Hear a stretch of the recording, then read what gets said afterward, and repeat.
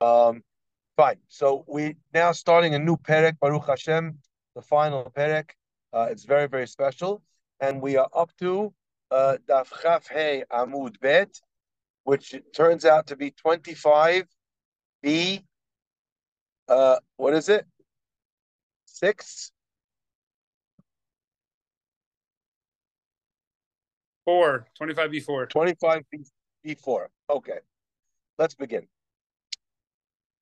So we're now going to be learning the halachot of what's called Ma'alin Bakodesh Velo Moridin, which means that you go up when it comes to things of Kiddusha.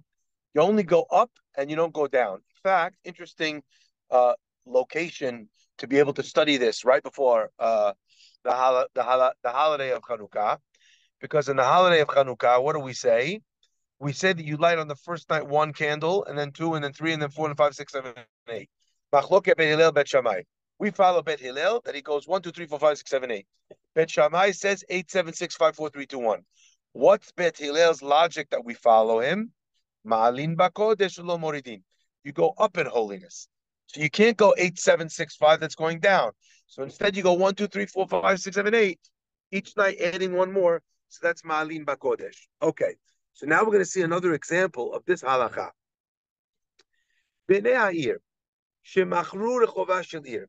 Let's say you have the people of the city who sell rechova, literally means the street, but over here we're using it to mean the main gathering area.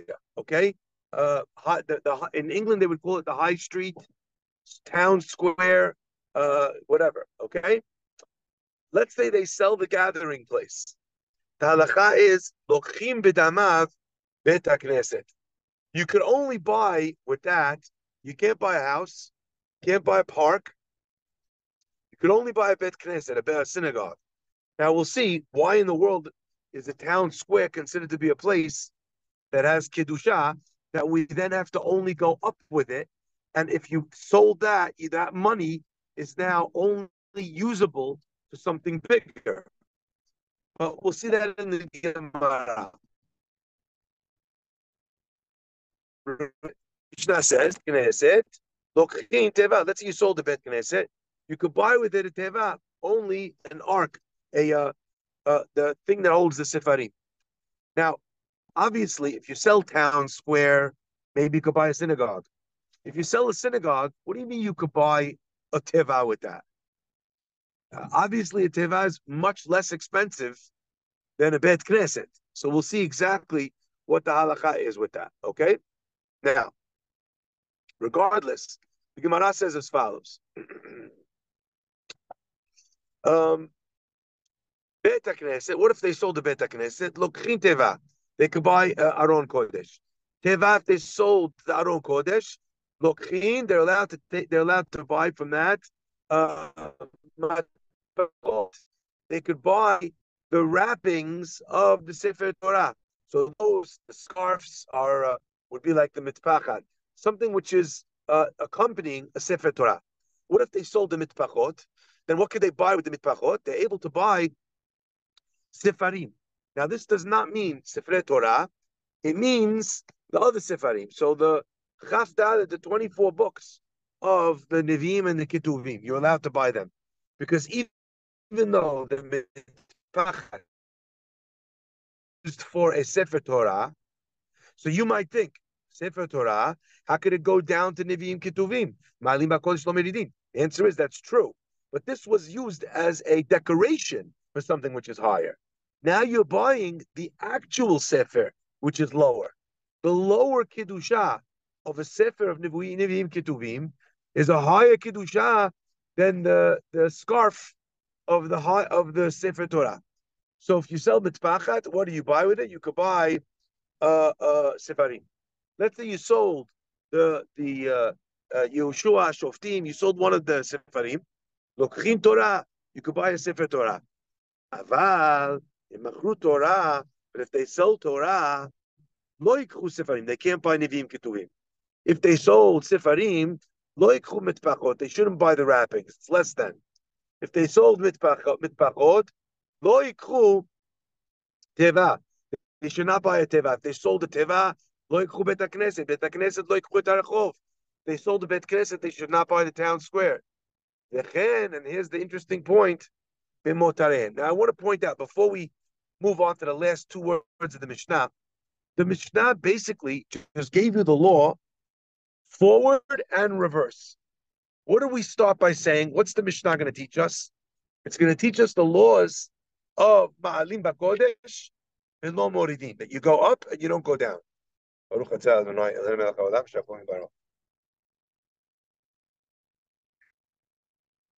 However, it seems clear from the Mishnah that the Mishnah felt it was necessary to teach it to you in both ways, in both directions. So first it told us Ma'alim, what constitutes Ma'alim. Now that we already know the hierarchy, I don't need to tell you, you should not do this, you should not do this, you should not do this, because you said that already in the beginning. But the Mishnah clearly understands that it's important to tell you, not only do we not say lo moridin, that you don't go down, but also that it has to be ma'alim, that you have to go up. Now, if the Mishnah would have said, first in the negative, don't go down, I have to tell you to go up. Why? Because then I would be able to buy something which is the same value. So if it said don't go down, okay, so I sold one sefer, I'm buying another sefer Torah. Kosher or not kosher? Kosher. But now that you tell me not only lo moridin, but ma'alim, you go up. If I sold a sefer, am I allowed to buy another sefer? No, I didn't go up in Kiddusha. I stayed the same. The poskim actually argue about this. One side of the argument says, that's the halacha, you have to go up. The other side says, no, you just don't have to go down. So my point is that if it would say down and then it would tell me up, the point of telling me up after down is maybe the halacha is just you can't go down. The Mishnah then gives you chidush. No, you have to go up. But once you told me in the beginning of the Mishnah that you have to go up, isn't it obvious that I can't go down? Does everyone hear what I'm saying? What's the chidush in reversing it if you told me first that you could only go up? Because that already precludes not only staying the same, but definitely not going down. So there we're left with this question on the Mishnah, which we'll have to come back to at some stage. But at least on a simple level, the halacha is ma'alim bakodesh v'lo moridin. Now the Mishnah adds v'chen b'motarehem. That's also true. Remember my case before? I told you sold the Bet Knesset. What you can't buy? Well, you can't buy Rechovah Shel Ir. What could you buy? You could only buy Aron, the Teva. Now the Teva is $1,000, whatever, $10,000, whatever it is, $100,000. But the shul is millions. So what do you do with all the extra? Now I bought already the next level up with my shul money. I bought the ark, but I have all this money left. What am I going to use it for? So I would think, okay, but now I could spend it on whatever I want. Halacha is no, the money itself that embodies the sale of a Bet Knesset is now all sanctified that it needs to be used on a higher level. And so too is the law for anything left over after you've now done this upgrade in Kiddusha. Now the Gemara says as follows. The Mishnah over here is telling you that this law, it doesn't begin with the Bet Knesset, which everyone understands is holy. It begins with Rechovah Shel Ir, the town square. The Gemara says, one second, who holds this way? Amar Rabba Bar Bar Chana. Rabba Bar Bar Chana said in the name of Rabbi Yochanan, Zud Rabbi Menachem Bar Yossi Stumta. This is the opinion of Rabbi Menachem, who is the son of Yossi, who is called Stumta, the hidden one. Why? Because many times, this rabbi, if you find something that's unauthored and we don't know who it came from, when we do the research, we find out who is this anonymous person that we're referring to. This person is Rabbi Menachem ben Yossi, and that's why they called him Stum Ta'ah. He's the one that holds this halacha about the town square needing to be sold up to a synagogue. The Chachamim hold, There's no Kiddusha in Town Square. What's so special about Times Square, about Town Square, that it needs Ma'alim Bakodesh, that you have to sell it up, that there's a law of Ma'alim Bakodesh Lomoridin.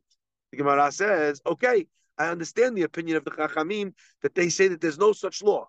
And what that means is, ostensibly, that we actually dial up a notch and we say, according to the Chachamim, the Mishnah would begin one statement later. So starting from selling a Bet Knesset. Okay. Rabbi Menachem Bar Yossi, my taima. So good. The rabbis, that's what they hold. But what about Rabbi Menachem Bar Yossi? What does Rabbi Menachem Bar Yossi say? What's his reason that you should say that it does have Kiddusha? Gemara answers, like we learned in Masechet Ta'anit, perfect, right? That when they would go to the Ta'aniyot, if you remember, the first set of Ta'anit and the second set of Ta'anit, they did in the Bet Knesset. But once we got to a certain stage where we'd done the first set and the second set of 7 days, now on the third set of 7 fasts, on the third set of fasts, we take the Aron Kodesh and we would take it out in sackcloth and ashes, and we would hold the prayers on the streets of the city. So since we would take it to Town Square, and that would become the de facto synagogue of the community, so therefore Rabbi Menachem Bar Yossi holds that that temporary synagogue has a law of Kiddusha, and therefore it's subject to the laws of Ma'alim Bakodesh. The Gemara then adds, B'taniyot u'b'ma'amadot, and also on the ma'amadot.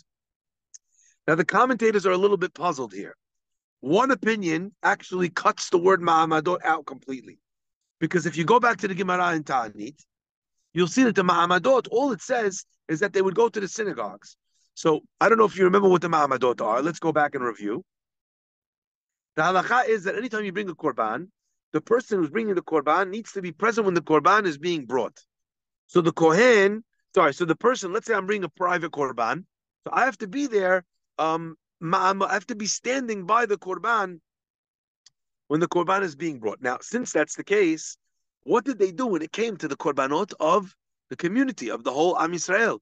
How did Am Yisrael stand by the korbanot? The Gemara answers, the Kohanim, they cycled, so they represented the Kohanim, they were there. The Leviim that were there in the turn, they were there on behalf of Leviim. When it came to Israel, where was Israel? They would divide the Jewish people into groups of ma'amadot, which means a time when they would stand by the korban of the Jewish people on behalf of the part of the Jews that's Israel. So all the Jews that lived in Yerushalayim, that were Yisrael, not Kohen, not Levi, they would go to the Beit HaMikdash and stand by the korban on behalf of the Jewish community at large. What if you have the Jewish community, Yisrael, it's his ma'amadot time, and he does not live in Yerushalayim, he lives in some random city far away? Halakha would be, he still does the fasting throughout the week, but not only that, if you remember, he read each day, they read a different portion from Bereshit. And where would they do that? They would do that in the synagogue in their local town. So everybody, the Chachamim want to know, why does it say Ma'amadot, they prayed in the town square? It's not the case. Why? Because in Ta'anit it says that they did it in the synagogue, not in the town square. So Ta'anit, we have a Beferush that they did it in the town square. Why is it saying Ma'amadot? So this is very interesting. Let's look at the Gemara's answer, and then we'll come back to this question of why Ma'amadot is included here. The Gemara says, V'Rabbanan, what about the rabbis? The rabbis also know that we pray in this place during the third set of Ta'aniyot, and basically it's a Bet Knesset. So how come they're not ascribing Kiddusha to it? Gemara answers, Hahu Akrai Ba'alma. That's something that it just happens to be. It took place, it was very occasional. So since it was very occasional, so it's not something which is on repeat. And if it's not on repeat, we're not going to make this holy because it's a one-time only synagogue. So therefore, the Chachamim hold there's no Kiddusha to the town square, so it's not subject to these laws. Masha'en Ken, Rabbi Menachem ben Yossi held that it was. Now that we've seen that answer, let's go back to the question again. The question is, why would it be only occasional? If we're talking about Taniyot, so it's only a time when the Jewish people decreed a Tanit, and it's only a Tanit that makes it to the third round. Yani TKO. Okay. But, however, if you're going to say it's Ma'amadot, and the Jewish people are subdivided, so every group potentially could be on Ma'amad shift at any point in time during the year. Here's where it gets interesting.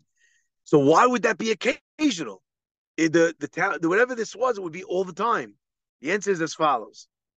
The reason why it's occasional is because the Ma'amadot were ostensibly divided by towns. So the whole town was put on Ma'amad duty together. What does that mean? All of a sudden, they all have to be in shul together. They all need to be fasting and reading the Torah. So the synagogues would overflow. Where would they put the synagogues? The synagogues were next to the main town square thoroughfare of the town. That's always where they built the synagogue. So since that's the case, what would happen? The synagogue would get filled up for the Ma'amadot service because it was the whole town in one time. It would overflow where? Into the town square. And that's why Ma'amadot also is listed as part of the reason as why there would be Kiddusha in town square, but still it would be only occasional. Let's move on. The Gemara now is dealing with the Mishnah, which is going according to everyone, not just according to Rabbi Menachem ben Yossi. Bet Knesset lokchin teva. If you sold the Bet Knesset, you buy a teva, you buy the ark for the bet for the Sefarim, for the Sefer Torah. Amar Rabbi Shmuel bar Nachmani Rabbi Yonatan. Rabbi Shmuel bar Nachmani said the name of Yonatan lo shanu ela bet Knesset shel Kefarim. We're talking about a Bet Knesset which is of the Kefar, which is of the areas that are villages. Okay, only the village Sefre Bet Knessets. Why? Because if you're telling me a case that we're selling the Bet Knesset, that could only be relevant by a Bet Knesset of a village in the sticks. The Bet Knesset of the populated cities, since people come from outside the city because they're traveling through these main thoroughfare cities on their way to wherever, or they're selling their goods. So you have a Long Branch guy in Manhattan, you have a Boston guy in Manhattan, you have a Mexico guy in Manhattan. Every day, our synagogue is the UN. So, since people come to that synagogue from all around, not just from the city, lomatsu mizavnele. How did the Mishnah say it? If the people of the city sell the synagogue, they have to buy an ark. Says the Gemara in the name of Rabbi Shmuel bar Nachmani, no, that's only in a village shul. But a shul from the city, the people have no right to sell it. Because the synagogue does not belong to the people of New York City. It belongs to the Jews of the world. Now, there's two reasons why this is true in the Rishonim. One reason why this is true is because the every guy who comes up from Mexico and Panama and France and Argentina goes up to the Sefer, he makes donation to the Bet Knesset, yeah, and that money sustains the Bet Knesset, which means that he has a part in the Bet Knesset. So how are you going to make the decision on his behalf and decide to disband the synagogue and to buy something else with the money? You have no right to do it. His money, his investment, makes him a shareholder, a stakeholder in the synagogue. And then the city people don't have the right to decide to sell the synagogue. The other opinion in the Rishonim says, no, it's not about the money that they invest, but rather, since a city is by definition a metropolis, so when they build the city, they build it in mind that this place belongs to a clientele which is wider than just our city. And therefore, when they consecrate the synagogue, the consecration of that synagogue designates it as a synagogue of the people, by the people, for the people, and not by, for, and of the people of this city. So therefore, they can't sell it. Very, very interesting. I was reading these two opinions of the Rishonim, and I was thinking fascinating that it turns out that actually There are two different reasons in the Rishonim. One reason is because the synagogue was given on behalf of everybody. And therefore, since from its inception it belonged to everybody, you can't come in now, a small group of people, and make a decision on behalf of the wider party. The first reason was no, everyone contributes to the existing running of the synagogue, and therefore everybody has a say. Let me ask you a question. What would happen if you dealt with a synagogue like our synagogue, that for many, many years you couldn't pay membership and everything was paid for by the patron of the synagogue?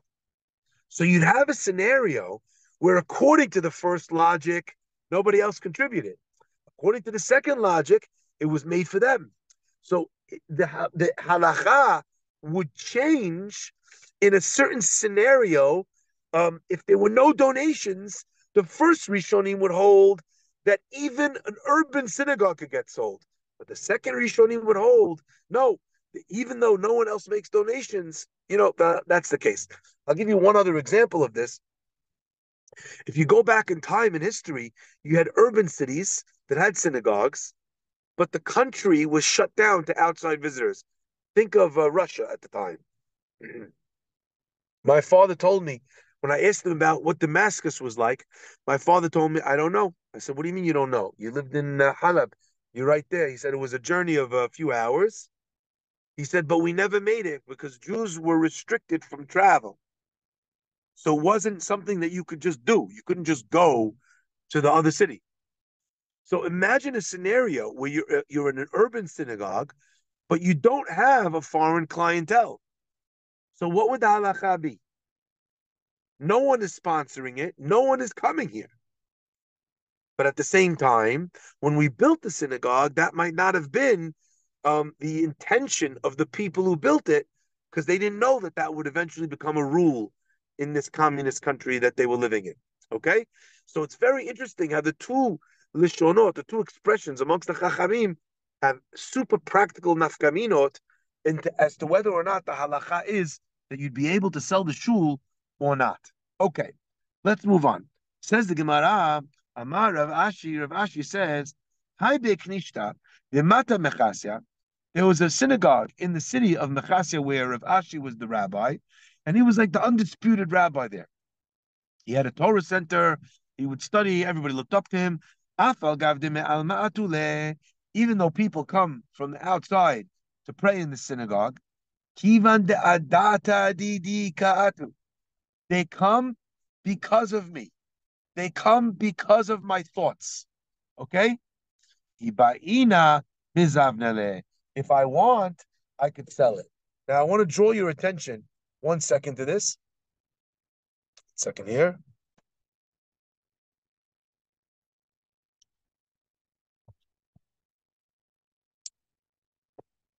I lost it. Hold on. Whoa.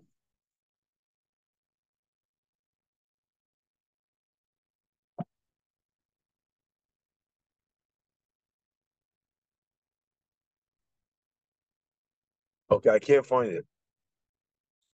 I wanted to point out what this adata dahachi means. Okay, either way, the idea is as follows: that Rav Ashi is saying that when the people come to the synagogue, they're coming because of me. Let's say Rav Ashi was a star lecturer over there, so the only reason why they're coming to the synagogue, they're coming is for me. So since the reason why they're coming is for me, it can't be that what you're saying is that they're going to hold my decision hostage when I'm the whole reason why they're here. So remember, we have two opinions in the Rishonim. One is it's a money issue. Second is it's a consecration issue. So according to this, the way we would understand this Gemara is Rav Ashi is saying, why is anyone making any donations? They're making donations because I'm the rabbi here. And if that's the case, then I could say that those people who are coming to study under me, they're willing to allow me to do whatever I want with it. I remember recently, I had someone who gave a big donation to the Israel Emergency Fund. And I said to him, what would you like me to use it for? We have many different things that we're giving money for. He said to me, Rabbi, I'm giving you the money because I trust you. I trust you to make the right decision to allocate the money to whichever thing you think is most important.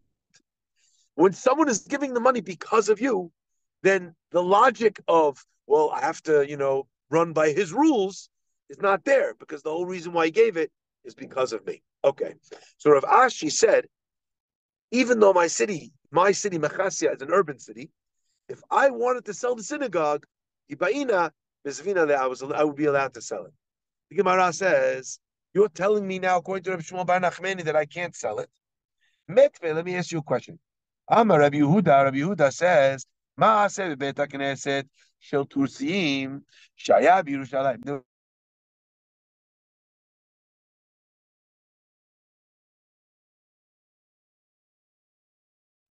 Rabbi, I think you're muted.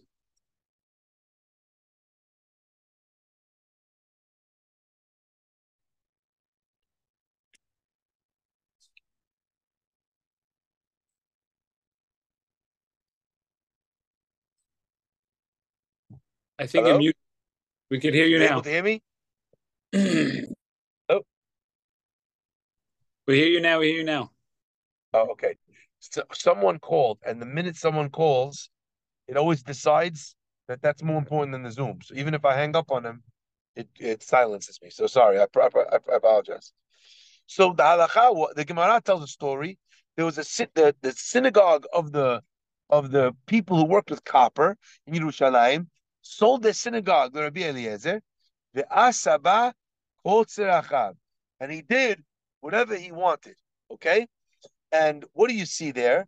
You see over there that Bet Knesset was a city in Yerushalayim. So if you could direct your attention for 1 second, I want you to look at Rashi. Rashi says, Tursiim sorfe nechoshet. People that would soref, which means they purified copper. That was bothering me. Why is it relevant that to this Gemara that the people were refining the copper? What is that? What's the nafkamina? Why is that relevant? So I think that what we'll see is that actually it makes all the difference in the world. Let's see why in a minute. They basically sold the rabbi a synagogue, and they were able to sell it to him completely. All right. Why were they able to sell it to him completely? If you just told me you're not allowed to sell it, the Gemara answers, right? It was an urban synagogue.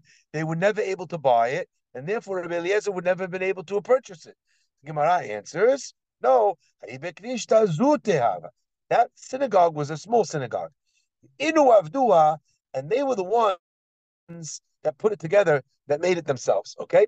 Now I want to point out, the Gemara seems to say that it was a small synagogue, but it sounds like effectively, the Gemara is saying more than that. It's saying that it's relevant whose synagogue it was.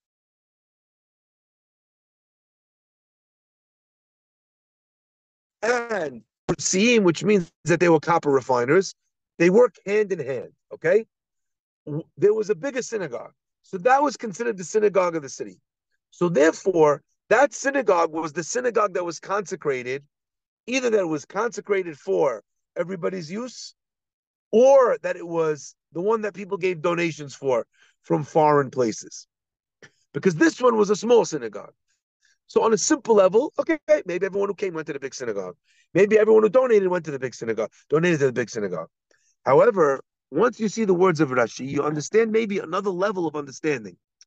The people who worked with copper all day long, it had a terrible smell to these people. So when they would pray, the people didn't want to pray with them. So therefore, they had to build their own synagogue. Since they had to build their own synagogue because it stunk and the way the smell that clung to them, right? Therefore, they had a small synagogue because it was only for them.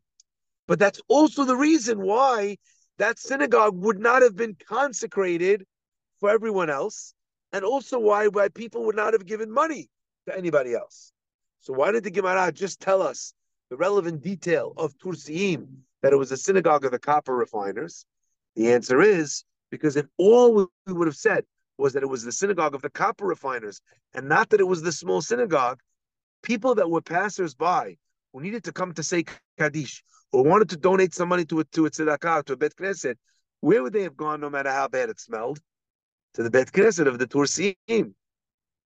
So therefore, the Gemara gives us both of these clues to tell us that this is why it's not a question on Rabbi Shmuel bar Nachmani, because it wasn't consecrated for anybody else, and as well, the other people would avoid the synagogue. The Gemara questions another question. Metve bebet eretz achuzatchem. Now, if you remember, we talked a little bit about the laws of tzarat, and we mentioned that the laws of tzarat apply in three different locations. They apply on a person's body, they apply on a person's clothing, and they apply as well on on the walls of a person's house. So the Gemara says specifically, what does the Torah say? It mentions that the tzarat has to happen bebet eretz achuzatchem, in a house in the land that was given to you as achuzah, as inheritance. Achuzatchem mitama'a b'negaim. If it's your inheritance, okay, then it could become tameh. Ve'en Yerushalayim mitameh b'negaim. But Yerushalayim never becomes tameh to negaim. Okay? Now, let's try and understand what that means. Does that mean that there's no tzarat in Yerushalayim? The Gemara says that with regards to the Beit HaMikdash, since the Beit HaMikdash was given only to HaKadosh Baruch Hu, it was not an inheritance of the people. It belonged to HaKadosh Baruch Hu. So if you saw a spot on the wall of the Beit HaMikdash, the halacha would be that it is not looked at for tzarat. Okay? Says the Gemara, Amar Rabbi Yehuda taught, Ani lo shamati ela mikom mikdash bilvad. I only heard this about the Beit HaMikdash, okay? Ha-bate knesiot bate midrashot mitamin. But the Bet Knesset and Bet Midrash is mitameh. Why? Because that house, it belongs to the people. Now the Gemara says, 1 second, I don't understand. Amai ha-dikrachin hayu. Since the case that we're talking about in Yerushalayim, the synagogues in Yerushalayim are kirachim, in a big city.